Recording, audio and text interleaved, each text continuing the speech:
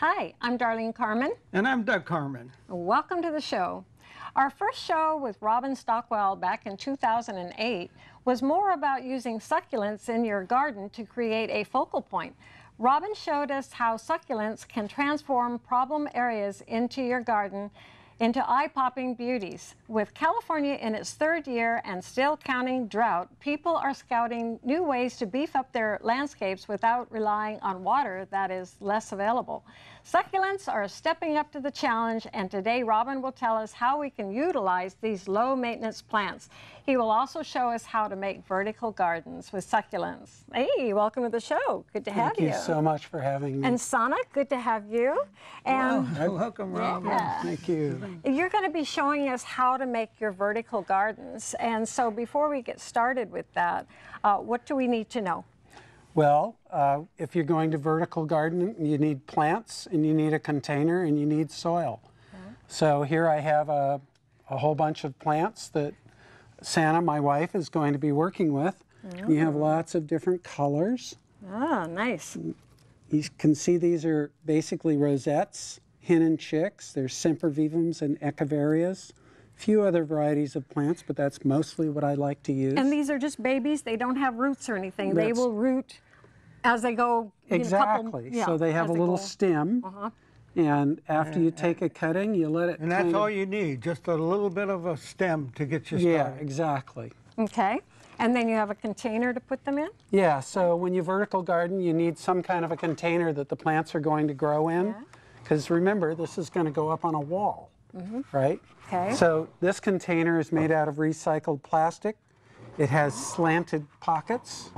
So the pockets actually slant downwards. Nice. So it kind of holds everything together. Yeah. And later on you can water through the top. And Santa's going to be planting one of these for us. Wow. Very nice. And so throughout the show, you're going to be working on one over here, kind of. And your soil is kind of a loose soil here. It's not, there's no clay in there. Right, the soil is a very loose, airy soil because succulents like good aeration and drainage. Great. So this soil is made specifically for succulent plants. Well, we're anxious to see this. We'll let you get started. Good, But, all right. you know, I can think of two reasons why now people should like replace their lawn with succulents instead of colored rocks. And that would be hummers and bees. Can you think of any other reasons? Well, I think the overall message that you're giving there is to have life around your home, and you don't have to give up having living things just because water is scarce. So what you can do is kind of modify how you garden, modify how you water, modify the plants that you choose so that the plants use a third or a quarter of the water that you were used to using in the past. And then, of course, the hummers and the bees can benefit, whereas colored rocks, what are they going to get from that? So it's kind of like helping other things along, too. Right. Yeah. So you still create an environment where you can have living birds and butterflies and all kinds of good things. Yeah. So in essence, you can really have all the colors that would you normally have in a garden that you can have with succulents, because there's so many varieties. There's thousands, right? Yeah, Doug, that's a good point. You know, there's what I like to think about succulents is form, color, and texture, and that's looking at foliage. So the foliage of succulents, you have blues and greens and pinks and purples. That's the leaves. In addition to that, they're just plants, so they flower as well. So there's succulents that bloom that attract bees, and there's succulents that bloom that attract hummingbirds, and there's succulents that bloom in the winter and in the spring and in the fall. So you have all kinds of things going on with these plants, and at the same time, they're low maintenance. Well, people are used to seeing on like National Geographic's the underwater scenes that they would see in these beautiful gardens of coral.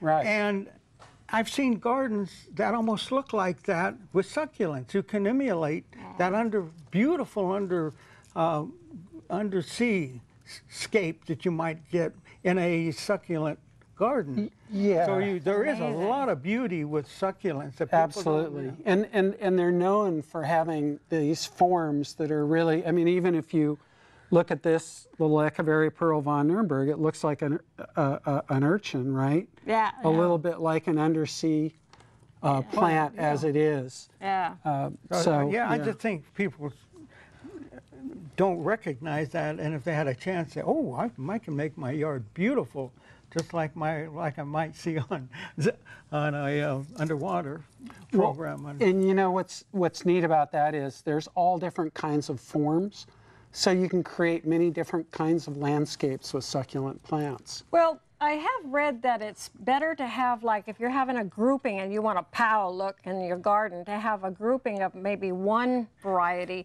you know, that's really going to stand out, instead of having a hodgepodge of this type and that type. And it's better to have a massive grouping of one species. Why is that?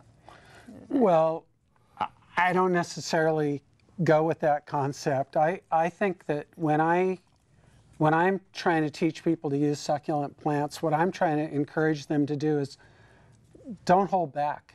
Use the plants that you like to work with. Yeah. And they're such adaptable plants, and they're so tough that if you plant a landscape and you look at it and you don't like it, you can tear it up and replant it and put it together in a different way. And if you have 4 different people with the same 25 plants, I guarantee you each of them is going to come up with a different looking garden. That's true. And yet they'll all be really cool. Yeah, that's really true.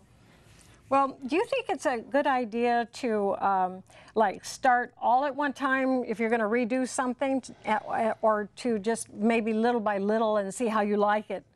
You know, if you just rip out the whole thing and plant all at one time? I think that because we're in, you know, for many people, this is really a new concept. Yes. They're looking at a different kind of plant material. Even professionals who have been landscaping for 30 years, when they come into my nursery and they look at 500 varieties of succulent plants and they see these masses of different plants growing, they're kind of overwhelmed. And so my recommendation is generally to start small and create smaller gardens, get comfortable with the plant material, and your idea of grouping certain varieties works really well. I didn't mean to say it's not a good idea. I don't know that it's a have to be. Yeah. But some people might create a garden of aeoniums and then move into aloes and agaves, and I know I'm throwing out a bunch of names, but the reality is when you start gardening and you have a big garden, a lot of people won't go anywhere if they feel they have to do the big area. Yeah. So having a smaller area is probably better. Well, it's a matter of economics too. You know, absolutely. You take a whole yard, you might be dissatisfied if you just all of a sudden just tear it all out and replant it. Where if you took it a little, you'll see what you like and you'll see how it evolves. And say, I like that idea. Maybe I want to replicate it over here in this part of the yard. Well, another side to that is I have 4 kids, right? And so all 4 of them have to go through college. And so if you keep working on the garden for many years, I have this income coming in instead of getting it all at once and spending it. You're right. Santa's going so fast. Look at her work. My goodness. Progress report. What we're seeing here, it doesn't take a lot of time to. Wow. It's not like when you go out and plant your vegetable garden, you got to make sure the seed is just the right depth. Yeah, I mean, in a sense, durable plants. A lot of people trying to save money use fewer cuttings, and they put them maybe this far apart. And they're thinking, well, I'm going to let this one and this one grow in. Yeah. And you can't hang this up until it's fully covered. Because it supports each other. And it's going to be vertical. So they work well vertically, but if you have soil exposed, that's going to erode. Well, you've taken doing landscapes. Did you first start out doing landscape, helping people with landscapes, or is this something you have grown into? You know, I'm a grower. That's what I do is I grow plants, and I happen to grow succulent plants. And I've had a lot of ideas about how they can be used to be pretty and beautiful. So part of my mission has been to show people different examples. You've really taken it to a whole new level. Well, let's see some of the pictures of the vertical landscapes. Gardens. Yeah, we'd like to see. You've done some beautiful things. Yeah, so we have one up here. And so, Coming up. okay. There we go. So this particular garden was done in Los Altos Hills, and a lot of people don't think there's bigger succulents, and you can see at this night shot, that's an aloe Bainesii, and look how well it's lit underneath. Nice, And nice it light. casts So you can add shadows on the lighting wall. to it so it's beautiful at night. Absolutely, Yeah. absolutely, yeah. And this one? Now, And now it- this is a flat garden. This looks more like an English style where it's very formal. Very formal. yeah, very much so. There's a planting kind of like this in Edinburgh where they have a clock moving around, and it's all succulents. And it's all the numbers. succulents, huh? And this particular one is in Santa Barbara. Now the in a garden. succulents go in that type of environment. If it's very moist and cold and damp, the succulents also grow very good there. It depends on the varieties. The Okay. sempervivums, which are a lot of what I use in my vertical gardens, are Northern European succulents. They came from okay. alpine regions where it's cold and damp, and they grow really well there. Whereas other succulents, So may it's do not so well. it's not that succulents are. This is a garden in Carmel Valley, and this was done in the 1970s. And you can kind of see a yucca growing up to give a little height, and then there's cactus and a few other succulents growing in a mounded. So you get this three-dimensional look of the landscape with a little mounding. And this Yeah, one? and here's another. Now this garden is actually in Capitola, and it's a garden in which it's about 12 feet long and about 5 feet wide, and it's surrounded by sidewalk in the front of a house in Capitola That's Capitola bold. Village. That's really bold looking. I like that. That's aeoniums, and the real bright variegated aeonium on the front is called Sunburst. I and love it that. really does knock your eyes out, doesn't it? Very bold. Yeah. Now, go ahead. Oh, I was going to say Dish garden? here's a Yes. little miniature garden. Yeah, what is it? And you know, Give actually, you an idea what you might want in your yard. I was going to say that's a good idea to have something like that and see what it would look like small to give you an idea, because most people, when they're tackling something huge, they really just don't have the vision to see what it would look like. So, Well, and what do we do on our patios? You know, if you want something on a patio table, you can have a nice dish garden. This particular dish garden is about 14 inches in diameter, and it's filled with plant material that stays miniature. But what I was trying to convey here is you move from a landscape in the ground to a landscape in a container, and we'll kind of seg from there into landscapes on walls. Oh, here's another container. Now You- these are the plants that I like to use in my vertical gardens. And this is one that when you see a little later, you're going to see how we move into the vertical plane with these. Oh, now here, this is the one I wanted. This is the Okay. globe you did that was up in San Francisco at the Home and Garden Show, right? That's right. It was at the Wow. San We did- Francisco Flower and Garden huge, Show. huge too. Yeah. I mean, how much Flower did that garden. thing weigh? That thing was You know, I have no idea. Probably a ton.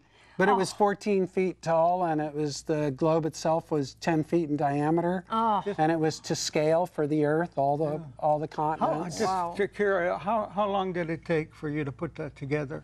Well, the planting itself took 5 people, 5 days, 8 hours a day, and that didn't count preparing the plants. That was just planting.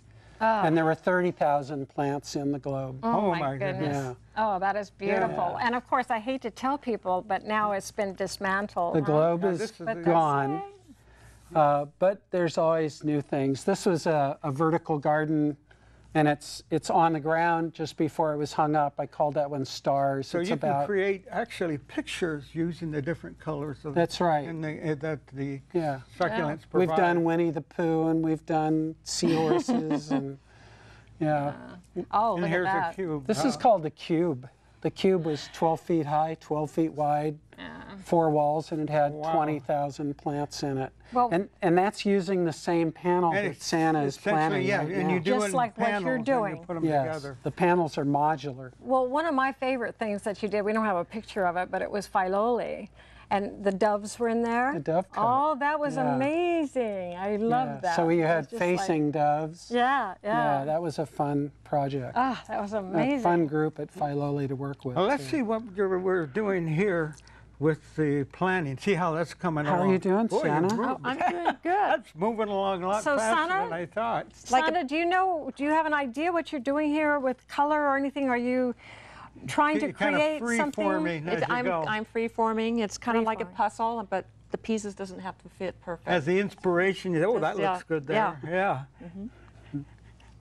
Just, So you're just doing your thing, just I am. putting in what fits but it looks like you're going to get them all into that one spot. It's like now, you don't how have long, once you get it planted, how long does it take it to the plants to secure themselves into the planter so that you can put So it we're- vertically? We're placing cuttings into the soil, and it's going to take anywhere from 6 to 12 weeks For them to root in, get well established enough that you can put it up and have it not have the plants fall out or the soil fall out. So about 6 to 12 weeks is the magic number. Yeah. Will the plants grow much during that time, or do they? When they start to root, as they're doing that, they start to shrivel because they're losing their water, right?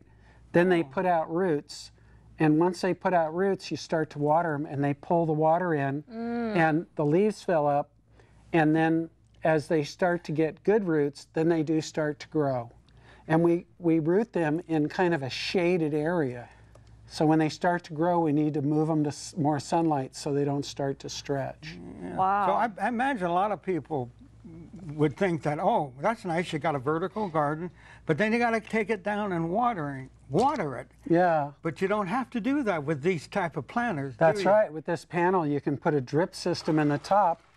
And so what you're doing is you're laying a drip system up here, and the water moves through the panel. And this is, like I said, it's modular, so you can put 10 panels high, 10 panels wide. You lay the drip across the top, and then it moves from panel to panel to panel. And we water these about every 2-3 weeks. So you don't have to water it like every day or every other day. No. It's like every 2 weeks or 3 weeks.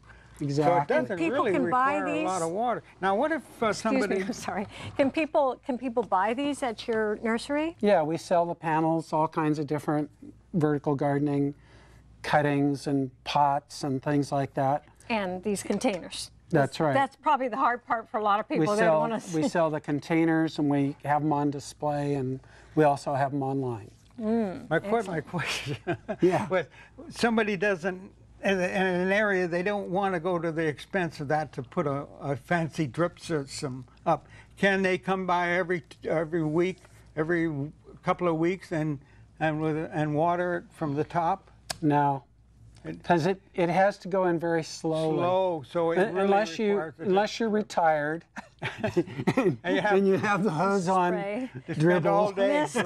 day. But no, it really, and a drip system is inexpensive.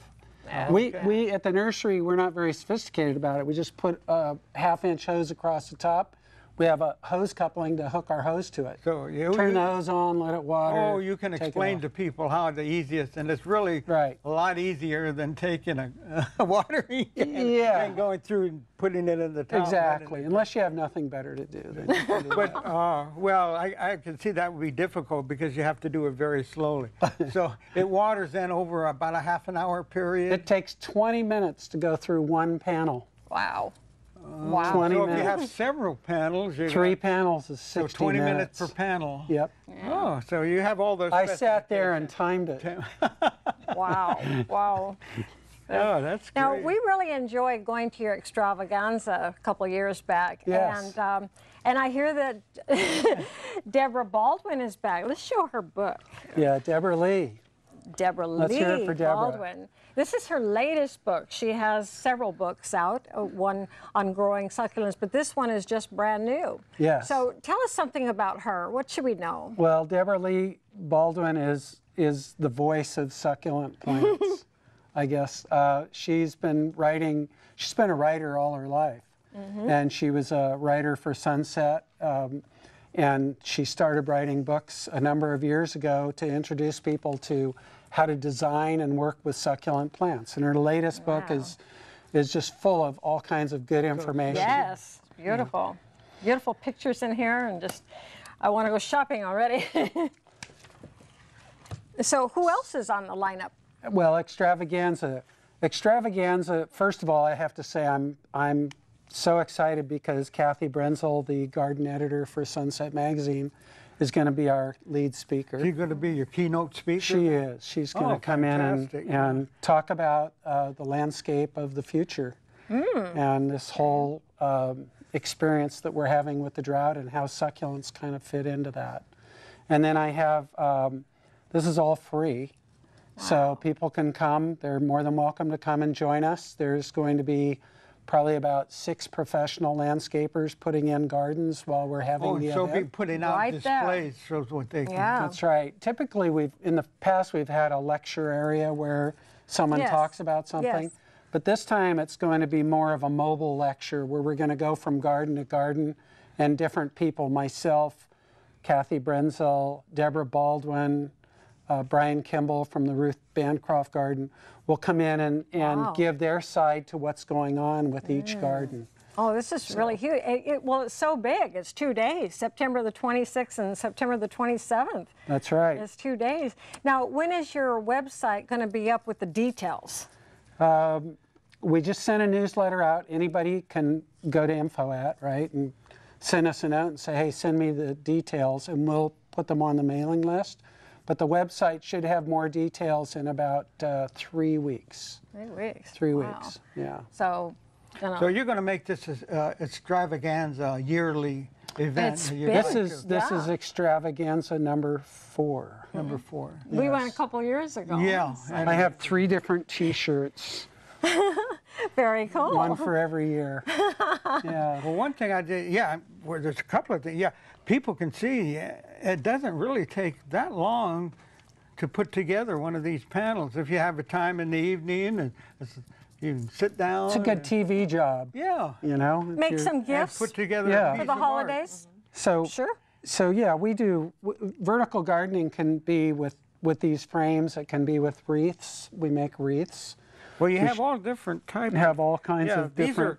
These are like starters you had mentioned earlier for somebody who just wants to plant a flat one and just to see what it's like. So you can put your. You can also go to our website, and there's articles I've done on how to do this. There's examples of how to make your own frame if you're a woodworker and you want to make your own frame. So this isn't about having to buy a product from us. It's really about encouraging people to use these plants because they're a lot of fun to work with. Well, one thing I really like about succulents is that with your normal garden and house plants and that have to be watered maybe every 3rd day or every other day. And so if you go on a trip, that means having to hire somebody maybe if you have an extensive amount of plants in your house to come in and water your plants. Where, what I think I've read is you can leave for like 3-4 weeks and come back and your plants are fine. That's right. If you have an established succulent gardens, you can go for months, literally. The plants will kind of dehydrate and they'll shrivel, but they won't die. They won't die on So once your garden is established, you can go away for weeks and weeks at a time. Some of them, I don't know, I think it's called the black rose. I only go on common names. But anyway, I think that one sleeps in the summer. It's more active in the winter, is that right? That's correct. So if you see them wilting or something, they're taking their siesta, you know, and they'll come back later. That's right. It's kind of all about, these plants are good at conserving, collecting, storing, and using water. And one of the conservation aspects of it is during a drought period, they go to sleep. And they may kind of close up. And what they're doing is closing up and waiting for when the weather's going to cool down, maybe get a little fog or rain, and then they start growing back out again. Wow. Because they're really pretty easy to take care of as far as no bugs. Well, might have mealy bugs or something, but not too much. I haven't noticed any problem. I want to take a moment, though, and take a look at some of the finished works that you have. You're almost finished, I can see. It's really nice. You have a few more left. But in front of us, we have, we have some beautiful ones that are already. How old is like this large one here? This has what, 4 panels? Yeah, this planting of 4 panels is about 6 to 8 months since that was planted. Wow.